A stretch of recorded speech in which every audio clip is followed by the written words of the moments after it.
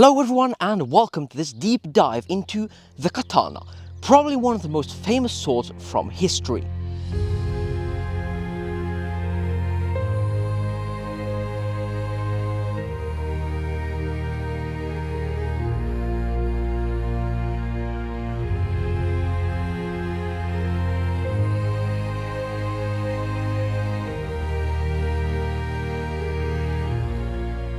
A lot of people have already tried to answer the question of how good it really is, but most of the time, not always, but most of the time, this is done by testing individual swords, meaning that those tests aren't necessarily representative of all the katanas there are, or of all of the other swords they are actually comparing it to. On top of that, discussions about the katana will usually end up in two extremes. On one side, you have the people who claim the katana is the best sword ever made, which is obviously not true. And then on the other side, you have the people who say that it is a terrible weapon, which is not entirely true either. The katana is definitely not the best sword ever at everything. It does have a lot of limitations, but it also has certain strengths. So in this video, we'll explore all the different aspects of the katana, from metallurgy to weight distribution, passing through blade shape or dimensions, to hopefully find out what are the disadvantages and advantages of that curved Japanese sword. But first we need to find out why the katana ever became so legendary and popular. And the main reason for that is that after World War II, Japan started promoting their culture to Western countries through movies, animes, mangas, anything like that. And part of that culture was the katana. So a lot of people who actually watched these Japanese cultural things actually started believing that the katana was one of the best swords ever to exist because of the things it did in the movies or whatever they watched. And meanwhile, European swords, so the longsword for example, were represented as being badly made, crude and so on. So a lot of people actually started believing that was true. Now I just want to make clear that this is not a video about katana versus longsword, nor is it a video about katana versus any other specific sword. It just is a video exploring all the different aspects of the katana to find out what are its advantages and disadvantages. And yes, I will sometimes be referring to other swords and comparing to other swords, but it's not directly a comparison video.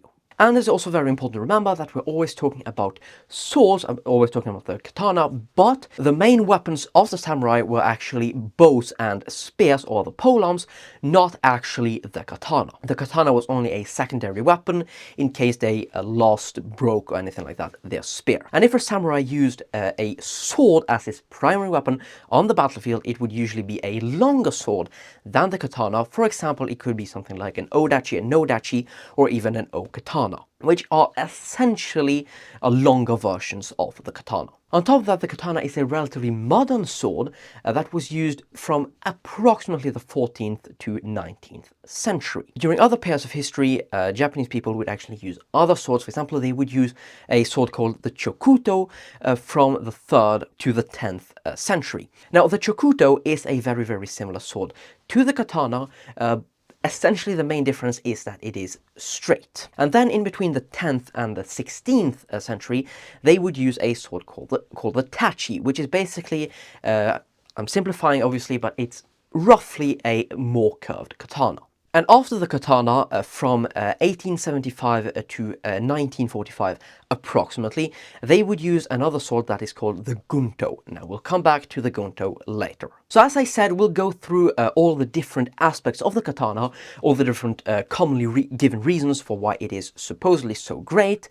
And I just want to add that I have tried to gather as many sources to make this video as trustworthy as possible. Meaning I have sources for every claim, or at least for the most important claims. For example, I haven't actually saved the sources that state during which period the katana was used, because it has little to no importance for the rest of the video. But for all the important claims, I actually have sources. And I have tried to mix together both European or Western sources and Japanese or Eastern sources, so there is no form of bias. Because obviously the European or Western sources might be slightly biased against the katana, and the opposite might be true for the Japanese sources. So I have tried to mix them together for maximum objectivity. Now, I will not mention every single source during the video while I'm speaking, because it will make the video unnecessarily long and redundant. However, all the sources will be available in the description, so if you're interested in actually fact-checking everything I say, I have actually left everything in the description. And obviously I have tried to use as many trustworthy sources as possible, so metallurgical studies, museum data, anything like that. But for some things there simply aren't any study on that one particular thing, so for some things I will have to rely on less trustworthy sources. Even though when I don't have a trustworthy source, I will mention that I don't have a trustworthy source and I'm actually just relying on less trustworthy sources. And I will also state that we cannot be sure of that one claim, since we don't have a trustworthy source proving it. Now, to be very honest, I much prefer European swords like Viking sword, arming sword, longsword, rapier, anything like that, to the katana. So you could say that I'm slightly biased against the katana, but I have tried to stay as objective, fair and evidence-based as possible, so there's not any bias in the video. So finally, let's get started. So the first important aspect of the katana is that it is differentially hardened. Usually swords will be through hardened, meaning that the hardness will be of the same level on the entire blade.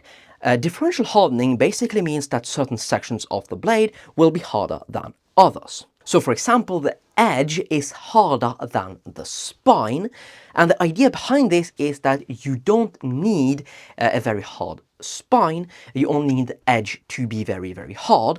And the problem is that if you have a very, very hard edge, it is going to be brittle, and therefore you're going to have a softer spine to compensate for the brittleness of the edge. The problem is that if we take a through hardened sword, the sword will flex under pressure and then will go back to its original shape after the pressure is released. Now, obviously it can still bend if it goes over the plastic deformation threshold of the steel, and it can obviously still snap, but it will flex back more easily than a differentially hardened sword. Because the problem is that the plastic deformation threshold of the soft steel used in the spine is actually lower, meaning that if you actually hit something hard with the sword, it bends, then it will actually have a higher chance to stay bent rather than flex back. On top of that, since the edge is harder, it will chip more easily because it is more brittle. Now, obviously, with differential hardening, you have the advantage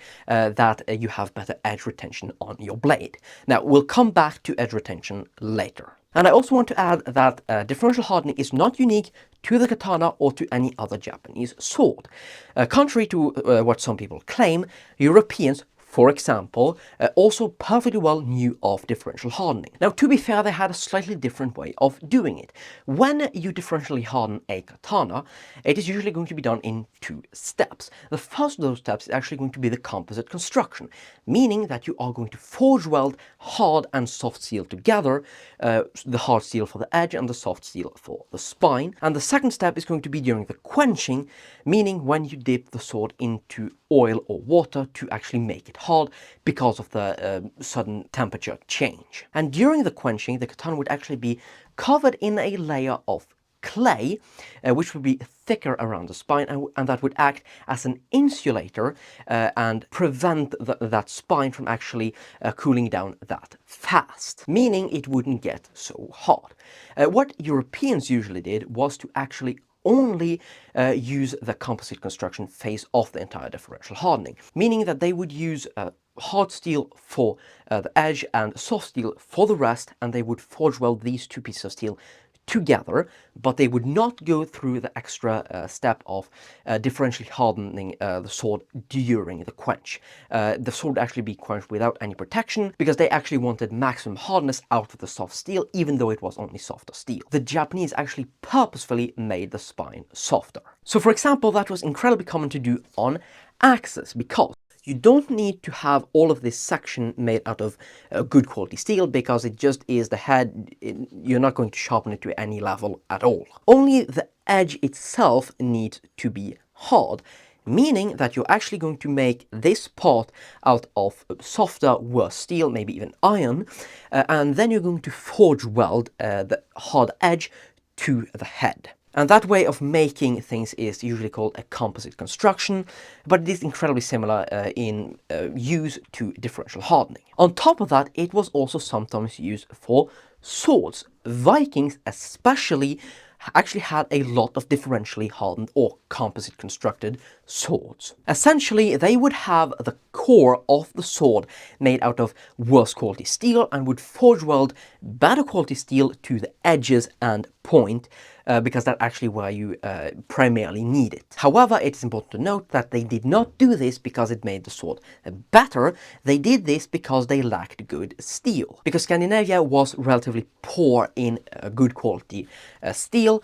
Obviously today Sweden is actually relatively rich in good steel, but they didn't have the technology to actually extract that steel during the Viking Age, so they actually had to use more lower quality steel. And towards the end of the Viking Age, the composite constructed swords became less common because they actually had more access to better steel through trading and also to a certain degree through raiding, so they could actually afford to make the entire blade out of good steel, which was better because through hardened swords are actually better. And then we also have bronze sword. Now, bronze is absolutely not the same material as steel, but bronze swords are actually to a certain degree differentially hardened because obviously they are not quenched in oil or water or anything like that to make them hard. They actually work hardened, meaning that you're actually going to hammer on the bronze to make it harder, basically by compressing it. And that was only done on the edge and point of the bronze sword.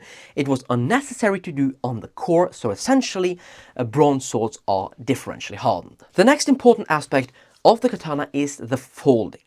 Basically, when you have your billet of steel, you will actually forge it out and then bend it back together, and then repeat that process again and again. It's essentially the same principle as when you knead bread. You're actually going to press it down, then fold it back together, press it down, and so on. And the idea with this is to actually spread all the impurities that might be in the steel to actually have a more homogeneous steel. Because obviously if you have a certain piece of steel and you have a big impurity right in the center of it, it will actually create a massive weak spot in the finished sword because you have a big impurity in there.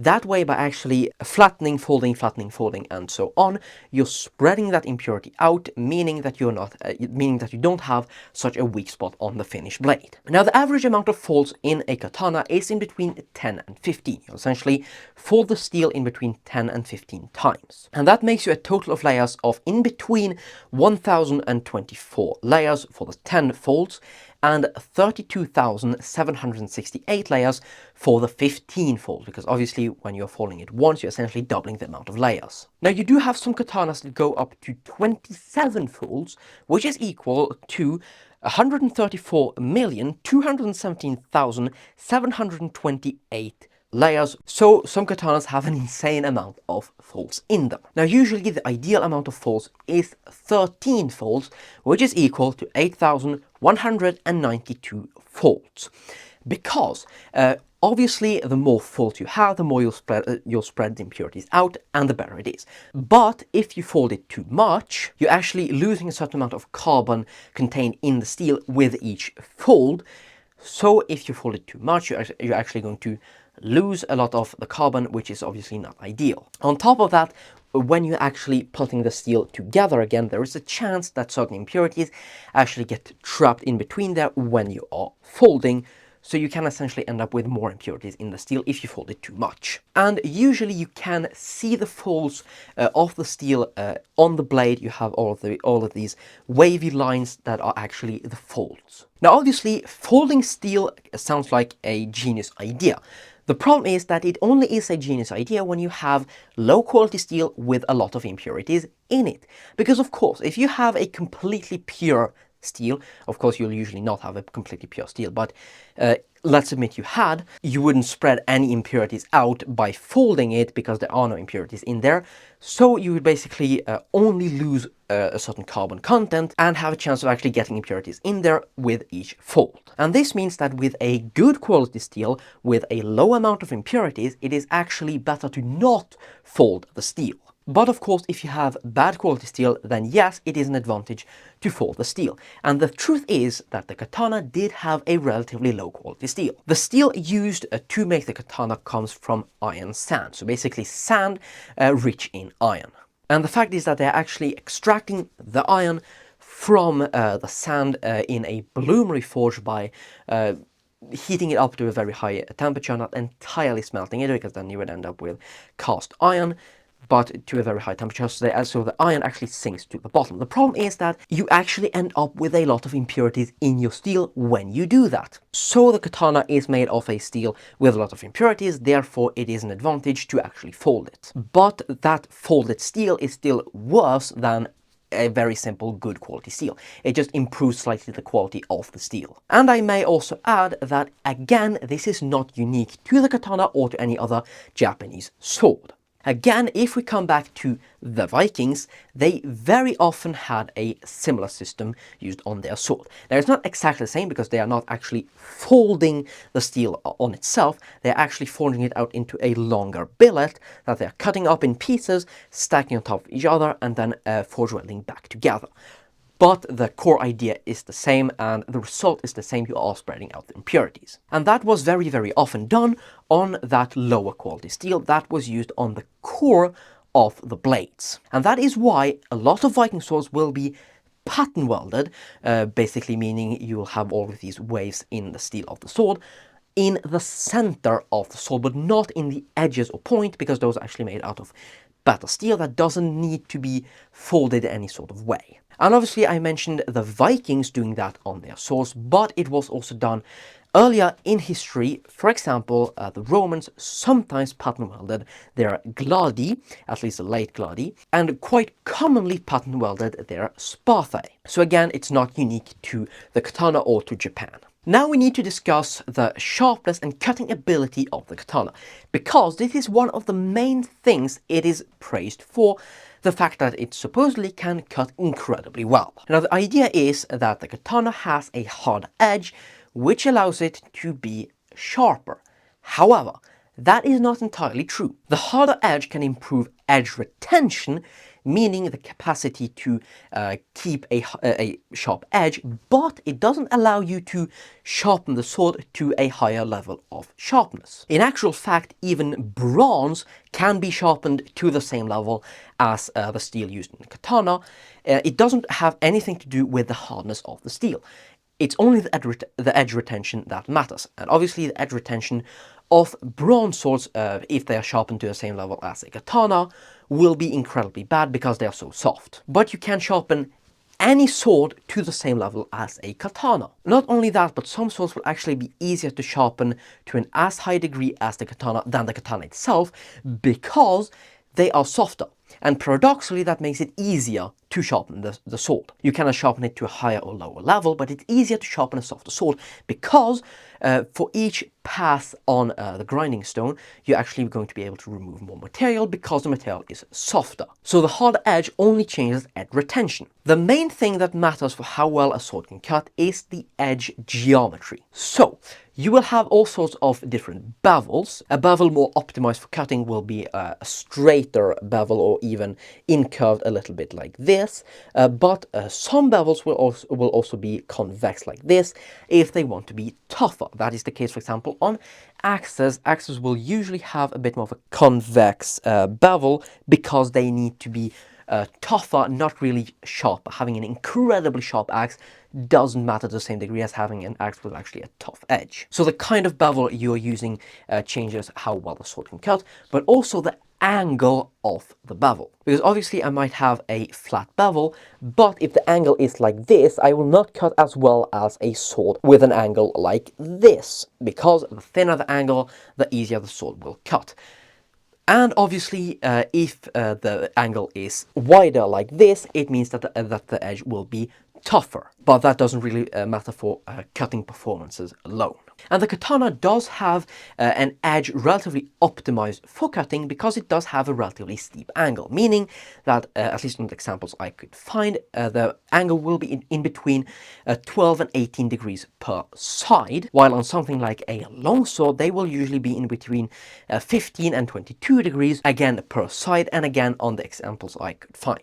But there are swords with similar or steeper angles than the katana. For example, a cavalry saber is relatively similar to the katana with an edge angle of in between 12 and 20 degrees. But some swords like the shamsher will be even better. The shamsher has in between 10 and 15 degrees on each side. So in terms of edge geometry, something like a shamsher is better at cutting than the katana. But yes, the katana does have a very hard edge. On the examples I could find, the hardness usually ranges from in between 58 and 67 units on the Rockwell hardness scale. As a comparison, a longsword would usually sit in between 43 and 52 units on that same scale. And the cavalry saber would be approximately in between 45 and 52 on that same scale. So yes, the katana has a harder edge than other swords, meaning it will have a better edge retention than other swords. I did not find any sword with a higher level of hardness than the katana.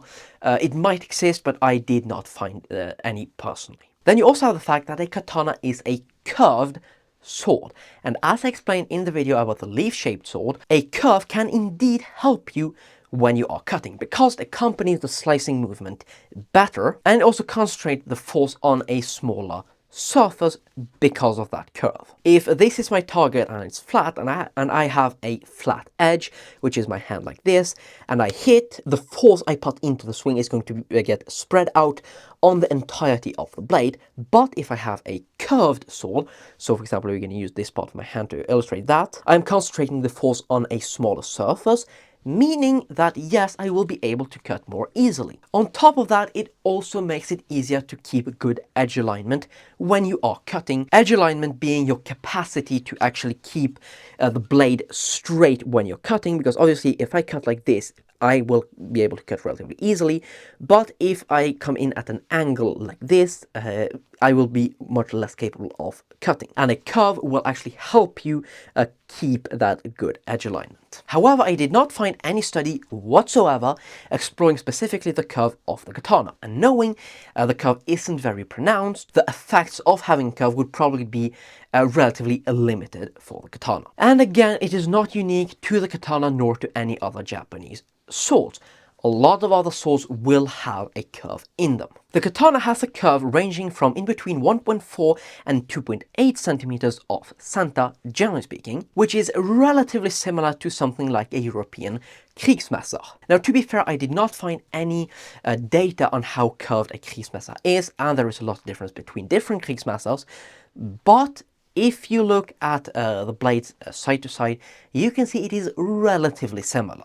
And you will even have some swords with a more pronounced curve than the katana. For example, if we take the British 1796 light cavalry saber, it is described as having a point diverging almost 3 inches, which is approximately 7.6 centimeters from the straight. So way more curved than the katana. And also, if we take some swords like the shamsher, it will have a curve that is even more pronounced than the one of a cavalry saber. So now that we've gone through the basics of the katana's blade, let's look at some impressive performances of the katana, because the katana is known for doing a lot of impressive things. For example, cutting bullets in half. There is one guy called Isao Machi, probably pronounced that wrong, that is actually known for having chopped a bullet in half while it was flying through the air. Now, to be fair, that was a BB pellet, not exactly a bullet, and to be fair, it doesn't really have anything to do with the sword itself. Obviously, it is incredibly impressive from a swordsman point of view, but he could most probably have done that with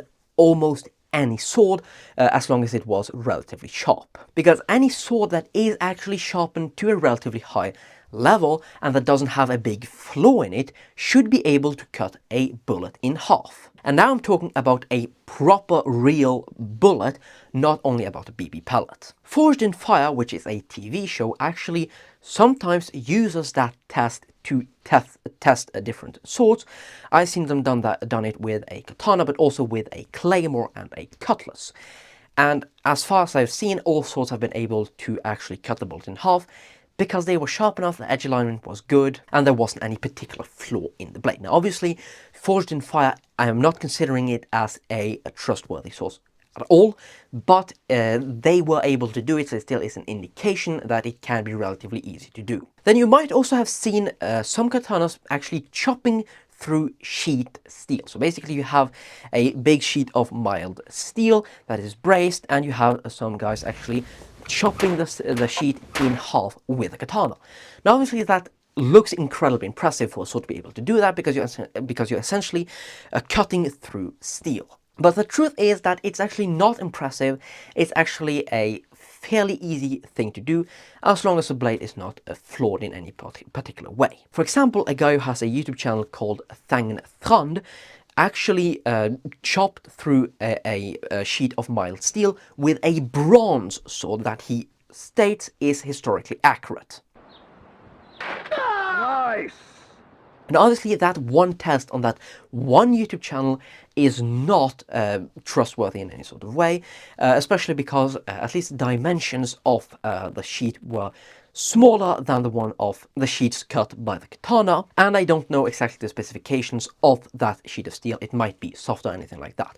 I don't know. But in any case, it shows that it can be incredibly easy for a sword to actually cut through sheet steel, because he did it with a bronze sword. So I think we can say fairly safely that it's not incredibly hard to do that with a sword.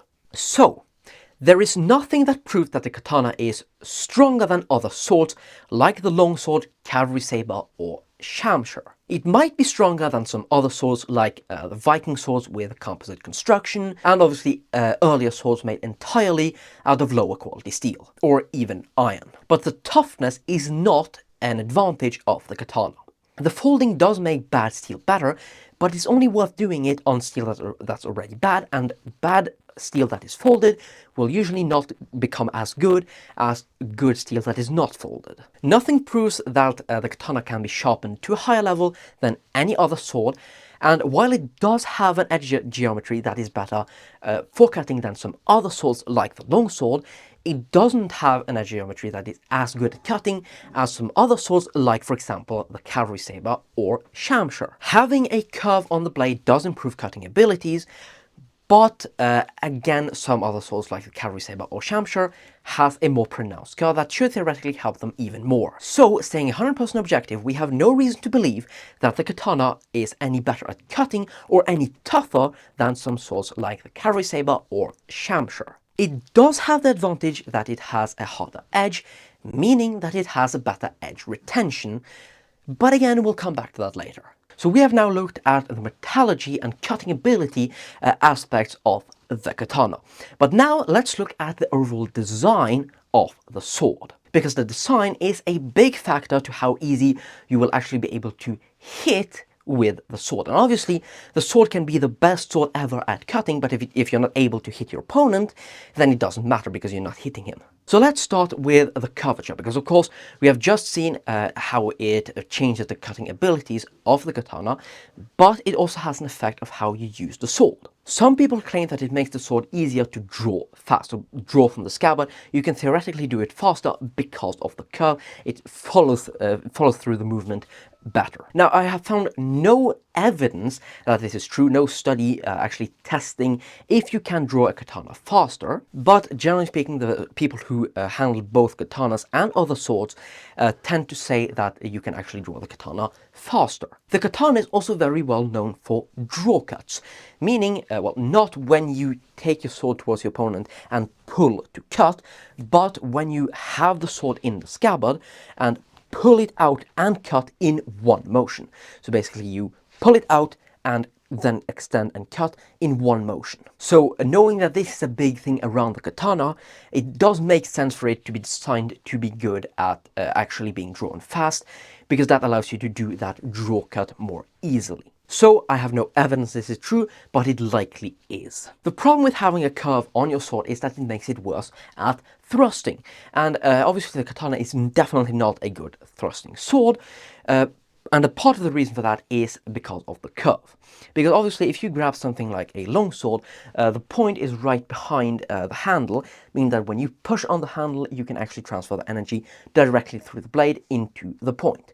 When you have a curve, you are actually having to transfer that energy through a curve into the target, which means you're probably just going to end up losing a lot of the energy. Let's now talk about the hilt of the katana. And the first thing we can notice very, very clearly is that the handle is incredibly long compared to some other swords. So the handle would usually range from in between 25 and 30 centimeters, roughly. Obviously, there might be some exceptions, but that is a general true number. Now, the good thing about this is that you get much more leverage on your sword. This longsword right here actually has a very, very long handle. Probably not entirely historical, but it has an incredibly long handle. But I'm just going to use this to illustrate. When you can hold your hand all the way up to the guard and all the way down to the bottom, you can actually have much more leverage on your sword than when you have to hold your swords more tightly together like this. Let's now talk about the guard of the katana. Now, the guard of the katana is usually called a tsuba, and it is very different from most European swords. European swords from around this era will usually have a cross guard, meaning a guard like this, which is basically just a bar that you will use as a guard. And as you can see, it is rather long. Now, you do have tons of other different designs. Obviously, some European swords, especially earlier ones, will not have such a long guard, and obviously some like later swords will have like basket hilt or something like that to actually offer even more protection. But generally speaking, for European swords, a cross guard is rather common. Now, the tsuba, meaning the guard of the katana, is basically a disc that will separate the blade from the handle. And the problem with that is that it will offer much less protection than something like a big crossguard, because obviously these extend much further out. When you have like only a small disc, you can actually relatively easily hit beside it on the arm or something like that. It doesn't offer as much protection. And also, to a certain degree, you can like slide off the disc and actually hit the hand of the person wielding the katana. Now, obviously, you can still perfectly well prevent a lot of blades from hitting your hand with the tsuba, but generally speaking, it is slightly worse than the guard of a longsword. Then we have the length of the katana, because obviously we saw that the handle was really long, in between 25 and 30 centimeters, but the blade is actually quite short. Usually it will range from in between 60 and 73 centimeters as a rough average, meaning that the total length of the entire katana will be of in between 87 and 107 centimeters when we include the 2 centimeters for the guard and different fittings. Now, obviously, this means that it is shorter than some swords like the longsword. The longsword usually being in between 111 and 128 centimeters as a rough average, or indeed as something like the rapier, which is usually in between 105 and 125 centimeters, with some examples going up to 140 centimeters. And it is relatively similar in length to something like a shamshire, which will usually range from in between 88 and 93 centimeters, a cavalry saber, which will usually range from between 100 and 104 centimeters, with some examples going up to 107, a Viking sword ranging from 85 to 95 centimeters on average, or an arming sword that ranges from 90 to 105 centimeters on average. Now, obviously, all of these numbers I gave right here are very rough, and there will be some examples that are slightly longer or slightly shorter than these examples, meaning that generally speaking, the katana is approximately as long as an average one-handed sword. Now, the good thing about this is that the katana will usually be easier to carry around than some other swords, like for example the longsword or rapier. The bad thing about this is that if you do end up fighting with your katana, it will actually have less range than some other swords like the longsword, especially because a lot of the length of the katana comes from the handle itself. As I said, the handle is in between 25 and 30 centimeters long. And obviously, you generally speaking hold your hands relatively close to the guard, meaning that you will actually have a lot of unused space at the back, which is not actually going to add more range. Now, the katana is traditionally used in two hands, but you can also use it in one hand, it works perfectly fine. Now, the good thing about actually having the option to change in between both is that when you actually want to deliver a powerful strike, you can actually deliver it with two hands for extra power. But when you want more reach, for example, you can use the sword in one hand, because for the same length of sword, you're actually getting more reach if you're using the sword in one hand. If I just stand like this without bending forward or anything like that, I'm just staying completely straight with the center of my body right here, then the sword will have a certain range. Now, look at the crossguard to actually have an idea of how much range I actually have. Now you can see it is between the shield and the mail shirt in the background. If I keep the center of my body in the exact same position, but actually grab the sword in two hands, as you can see, the guard has now reversed and I have lost a little bit of range of the sword. As you can see, it is now in the middle of the mail shot in the background. And this is because when I hold the sword in one hand, I am actually getting some reach from basically half of my body being used as extra reach. When I'm grabbing the sword in two hands, I suddenly cannot use that part of my body for extra reach. Basically, this entire part of my body is used as extra range that I can actually use when I'm holding the sword in one hand, but once I switch to two hands, I can only use my arms as extra range. So actually, switching to a one-handed grip in certain situations can be good. That being said, you can also switch to a one-handed grip with other swords like the longsword, even though the longsword is heavier. Especially if you're just considering a quick strike in which you need maximum range, you can actually pretty easily just use one hand for that one movement. Now the problem is that, well, the katana has a relatively average weight for a sword of its size, meaning it's usually going to sit in between 0.9 and 1.4 kilograms. The heaviest katanas will be heavier than some one-handed swords, the average one-handed sword, but generally speaking, you're talking about approximately the same weight.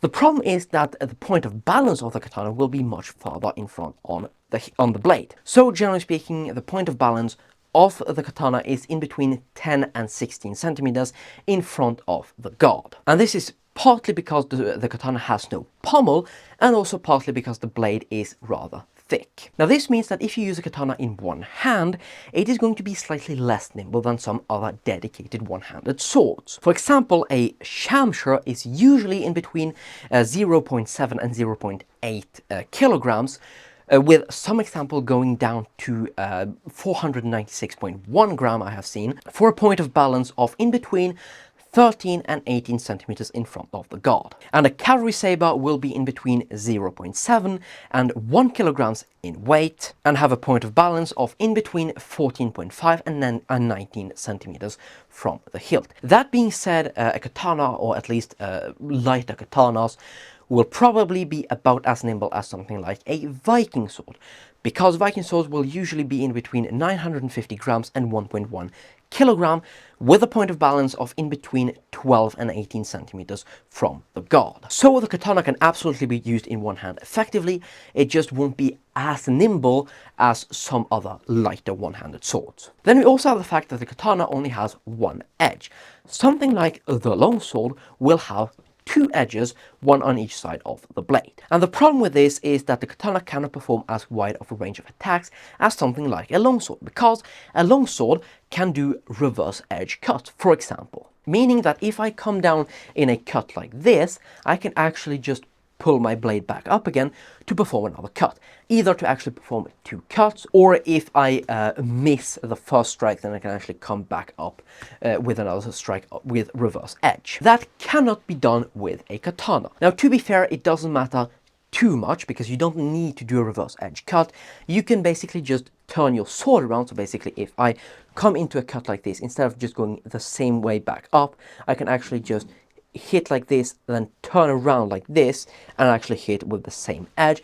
That works perfectly fine, but it takes a little bit more time, and it means you can perform such a wide range of attacks. Now, I just want to come back on edge retention, because as I said, the edge retention of the katana is really good because the edge is so hard. So for example, if we have an object that the katana can cut, let's say 1,000 times before getting dull, if we grab something like an average longsword, it will probably only be able to cut it like 600 to 800 times before getting dull. Now, these numbers are only illustrative and the scale might not be entirely correct, but generally speaking, it's probably true that if a katana can cut something 1,000 times before getting dull, the longsword will probably be able to do it around 600 to 800 times.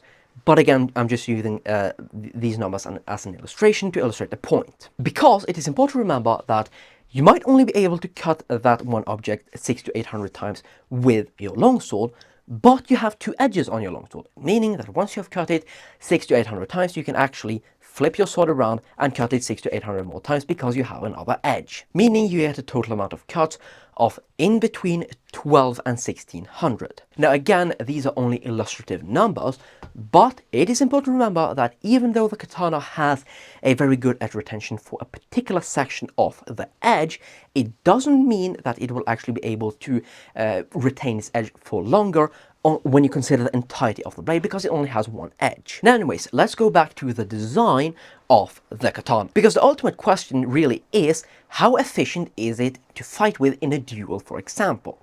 And to be fair, I have found no study, trustworthy study, actually testing how good a katana is in a duel compared to something like a longsword or any other sword. I've only seen some people actually testing it on YouTube, for example, and usually the results are that the katana is worse in a duel than something like a longsword or something like a cavalry saber. And while I do believe that the katana is worse in a duel than either a longsword or a cavalry saber, it is important to remember that, first of all, there might be some people I haven't seen tests of that are getting other results. And also, very important to remember, the test might be slightly biased, not because the people are not trying to find out the truth, but simply because they are usually mostly trained in HEMA, so historical European martial arts, with long swords, not in actually using a katana most of the time. Obviously some of them are, but generally speaking they are not trained with a katana as much as with a long sword, because the two swords are relatively different to fight with.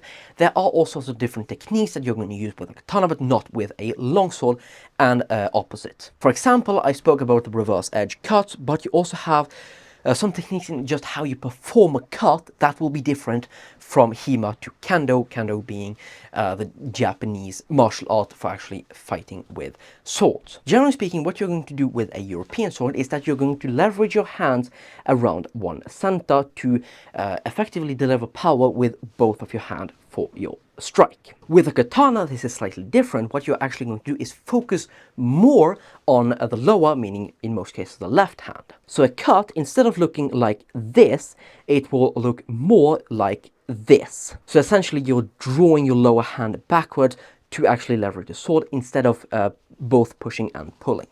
Generally speaking, that is going to be true. And you obviously have tons of other differences that just you're just using katana in a different way, and obviously if you're not used to it, you might be at a slight disadvantage when you're using a katana. So even though I have seen a lot of people actually testing it and ending up finding out that the katana is worse in a duel than something like a longsword, I cannot and will not confirm anything without a trustworthy source to back it up, because there might be all sorts of biases in these less trustworthy sources. Now, I have also seen some other people claim that the katana is better in close quarter combat than the longsword, meaning that when you're actually fighting closer to each other, the katana is better. Now, to be honest, I believe this is completely wrong, because they are only considering, well, first of all, they're only considering the blade, but they're also not considering half swording. Because what you are very, very commonly going to do with a longsword is to half sword it, meaning you're going to grab the blade with a hand that has a gauntlet,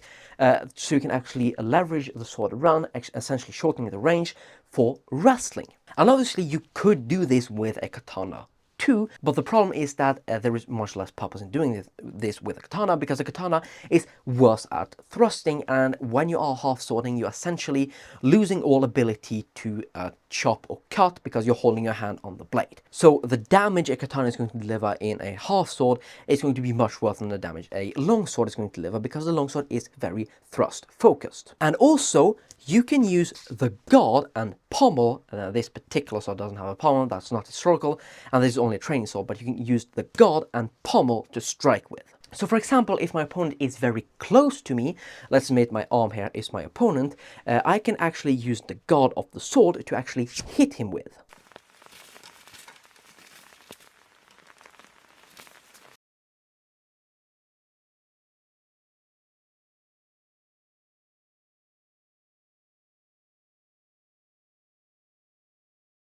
And I can also pommel him with the pommel of the sword. And on top of that, you also have some techniques which include holding both hands on the blade of the sword and actually using the guard as a sort of hammer, like this. Now this is especially when you're fighting against armor, but still you can definitely use the cross guard when you're fighting in close combat. A katana does not have a proper pommel, so if you try to hit with the back of the handle, you essentially only hit with the back of the handle, not with a proper pommel, so there will be less effect from such an attack. And also, the guard isn't as good for actually hitting with as a cross guard. Now again, I have no evidence that the katana is either worse or better in close quarter combat. I believe that the katana is worse in close quarter combat, but that is only my personal opinion. I have no trustworthy source to back it up or anything like that, so I will not conclude with anything. Now, an interesting side note is that when Japan modernized its army in the 19th century, military swords called the Gunto were introduced. Some of these used European-style saber hilts, and some older Japanese blades were attached to those new hilts. Now, part of the reason why this was done was for the sword to fit better with the new military uniform. However, one could imagine that the European saber hilt was better than the older katana hilt. Now, I have no trustworthy evidence for this, so I won't state it as a fact, but it still is interesting. Also, European swords like the rapier or some Japanese-made European-style swords were used in Japan from the mid-16th century onwards. And this can lead us to believe that those European-style swords were better, at least for certain things. But again, I have no strong evidence for this, so I'll not state it as a fact. Now, all of this being said, it is still important to remember that the katana and all the different choices made in the katana can still make sense within the specific context of how and when it was used. For example, the Japanese relied heavily on iron sand for the steel of their swords, and their smelting method did not allow them to obtain very pure steel. And this means that one cannot afford to make a sword entirely out of good quality steel. It was also mostly designed to be used against unarmored or lightly armored targets. Obviously, it was also used against heavily armored targets, but that was less common, meaning it did not need to be very thrust focused.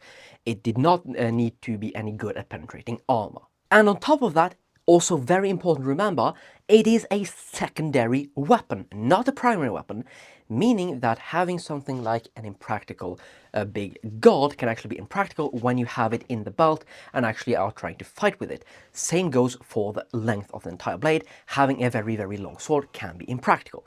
Now, obviously, the long sword was primarily a secondary weapon too, but still, for a katana, it can be more worth it to not have these large guards or being so long, because it's easier to carry around with you. So the fact is that obviously it could have been improved and improved rather easily, simply by using better steel, simply by adding a crossguard to it, for example.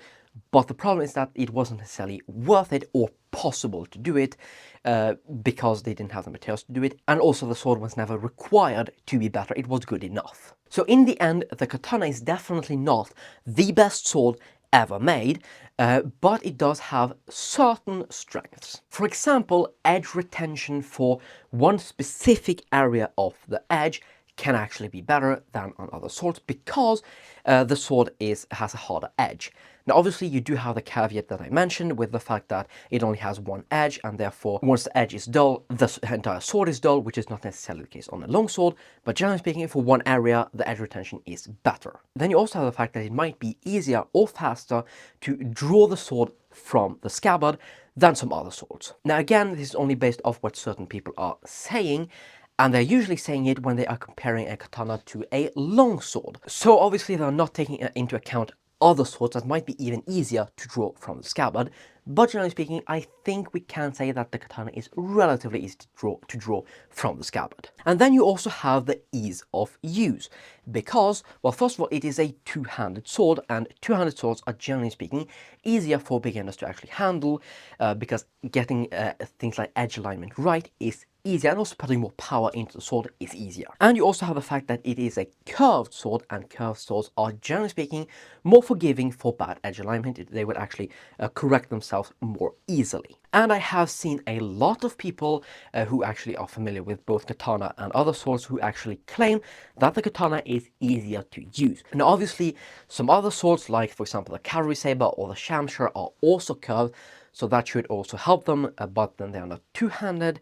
But then something like the Kriegsmesser is both curved and is two-handed, so maybe it is as easy to cut with as a katana. I don't exactly know. I have just seen some people claim that the katana is a relatively easy sword to use because of those different factors. But I cannot be sure it's true, and I have no evidence that it is true. It's just something that I have heard other people say. So those three things, edge retention, ease of drawing, and ease of use, are the three things to which the katana might be the best. But again, I have no strong evidence proving, at least for the last two, that it actually is. But for other things, like for example, toughness, cutting ability, thrusting ability especially, and all other things, there is always a sword that is actually better at that one specific thing than the katana. However, the katana does make sense, at least to a certain degree, considering the limitations due to the environment and the materials. It's also important to remember that it was a secondary weapon, meaning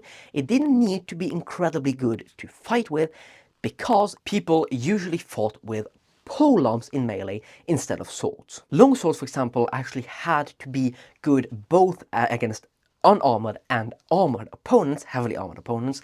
They needed to be good against all sorts of different armors, different weapons, different fighting techniques, because Europeans fought against a lot of different foraging cultures too. So the longsword had to evolve and had to be constantly better to actually not be useless. So in the end, the katana is not a universal weapon, but the best that could be done at that time with the materials available for that one specific task it was designed to do.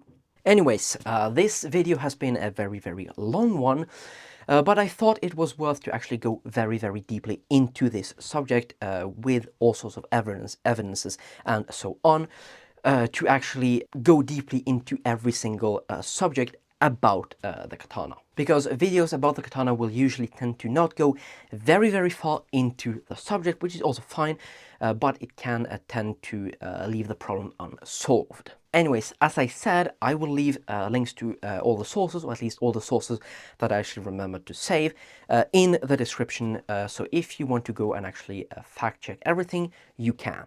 Anyways, hope you enjoyed the video, and I'll see you in the next one.